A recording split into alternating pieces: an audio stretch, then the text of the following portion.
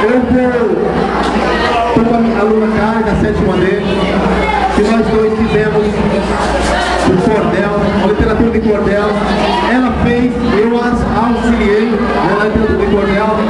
Eu fiquei a par dessa literatura e ela vai recitar agora o que ela fez.